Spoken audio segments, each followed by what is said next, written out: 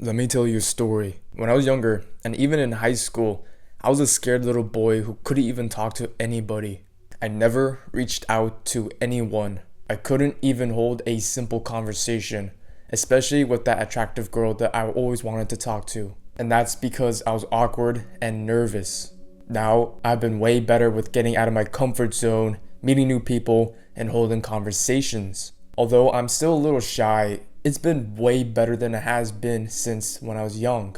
I can hold eye contact, I can come up with new conversation topics, and I'm more relaxed when I talk. So here are the 4 methods I used to overcome social awkwardness. The first method is to practice speaking slow and powerful. Whenever I had a presentation or a conversation with anybody, I always speak fast, I would stutter on my words, and I would speak softly so the other person couldn't really hear what I was saying. I was nervous, so I rushed through what I was saying, but I was also self-conscious about my own voice, so I didn't project it well. And with that, people wouldn't understand what I was saying, and I would have to repeat myself, especially my name, which was really awkward and embarrassing. And if you want a reference to how I talked in middle school and high school, what I would do would be like, hello, high-pitched stuttering, and I couldn't even pronounce anything right. So what did I do to speak better? Firstly, I slowed down my voice, and then I projected a lot more. It might be counterintuitive because you want to project your information more quicker, but it is better to speak slower with more power to sound more confident and competent. For example, this video now, I speak way better than I did at least a year ago. Routines are habits that you need to be doing every day. Without them, you'll be wasting energy, scrambling, trying to figure out what you need to be doing next to optimize your day. And when you want to meet someone new, like that attractive girl that you always wanted to talk to, you have to go up to her, introduce yourself, speak slowly but with more power. Like this: hey, my name is Kensei. You don't want to sound stuttery, you don't want to have a high-pitched voice, you want to be slow with your words and pronounce it well. And with that, you have to practice it, especially for those presentations when you have to know what the content is. And for conversation practice, practice this with your friends. If you want more practice, go up to a random stranger, speak fastly for the first time, and then go to a new stranger and speak slowly and more powerful, and see how they react. So practice your presentations well, and take up those public speaking opportunities to speak under pressure. Keep practicing, man. You'll sound way better, and people will trust you more, and it'll be less awkward during the conversation. The second method is that you have to smile more. When I was young, I barely smiled to anyone or to anything. It was basically a constant poker face which turned people off. My unwillingness to smile led to many awkward conversations because the other person didn't really want to talk to me, or at least be around me, because I wasn't a happy person. Or at least I didn't look happy. So when you smile, you make the conversation more welcoming. And I'm sure you had a conversation with someone who didn't have a smile at all, and it felt a little off, it felt unwelcoming. That's why you have to smile, because the other person may likely smile too. When there's a mutual good feeling, it'll tend to not be awkward at all. Which leads to the third point of having high energy. With smiling, you also have to have enthusiasm. You don't want to sound monotone like I used to. For me, it was honestly a mind shift to speak with more energy and enthusiasm. Instead of me dreading to talk to someone new or wanting to approach that attractive girl, I saw it as an opportunity. Instead of me being scared of judgment or at least being rejected, I saw it as a new way of making a friendship, and also get to practice talking to women and potentially getting her number. I know for a fact that most of my socially awkward moments was when I wasn't even trying. I was monotone, and I didn't ask any follow-up questions, which led to silence. It was a big turnoff for the other person.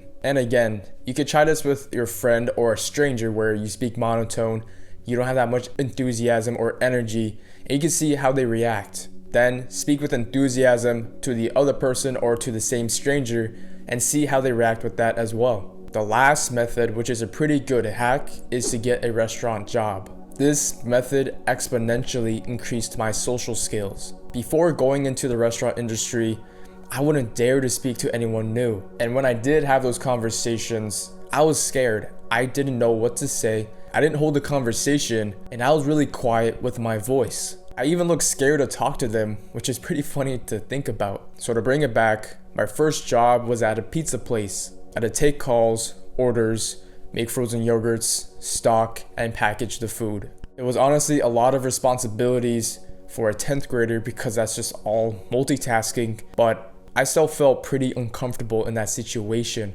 because I had to talk to strangers.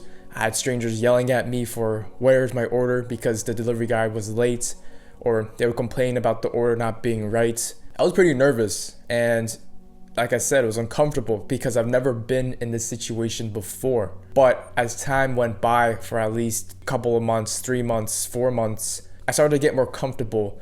It became normal because I was experienced with those situations. But I was a little underpaid, and someone allowed me to find another opportunity at a better restaurant. So I worked at that different restaurant, and all I had to do was bring food to tables. And honestly, it was less social because all I did was pick up the plates, go to the right table, to the right seat number, and drop off the food. But with this job, I had to remember where everything is. Did I bring the right food out? Do I know what the food is? Is it from the right table? Do I know the table number and the seat number? I also had to guide the servers to telling them where to bring the food. And honestly, it sort of hindered my social growth because I wasn't really interacting with the customers or the guests, unless when I had to ask if they wanted a utensil or if they wanted anything else or if they want their plates cleared. But it honestly increased my stress tolerance because there were a lot of food, there were a lot of orders that I had to manage, and I had to remember every single thing. But once I was told to become a bartender and a server, that's when my social growth boomed. And I was scared to do this. I was scared to take this opportunity because I've never came up to a table and started the conversation that way. And a big mistake that I did was I didn't take this serving job the year before because I was comfortable running food and not socializing as much as I used to. But when I took this up, I was scared because I had to start the conversation. I had to remember the food, take the order, remember what the order was, and even know what the drinks are because I don't really know what drinks are because I wasn't exposed to it. At the start, I would stutter and I would shake with my words because I was nervous, I was scared. And honestly, I didn't even know what to say. Like, what do I say when I come up to the table? What do I say when I check up on them? What do I say when they leave? But the more I did it, the better I got. I started to compliment people, and I was able to hold conversations while I was making drinks. And when I started, I was around 18 or 19, so it was a great conversation points to people to ask me, oh, you look really young. How are you a bartender when you're this age? And you just tell them, oh, it's legal in Massachusetts to bartend when you're 18, at least handle alcohol when you're 18, but obviously you can't taste it. So the restaurant industry has helped me grow professionally and socially, and it should do the same for you. Keep practicing how you speak. Be in environments where you don't know anybody, so it forces you to meet new people, to speak, and practice your social skills. Get a service job so you always meet someone new. It will translate to your professional life, but also to that girl that you want to talk to. Take care, bro. If you haven't already, check out last week's video right here. Remember to go improve it.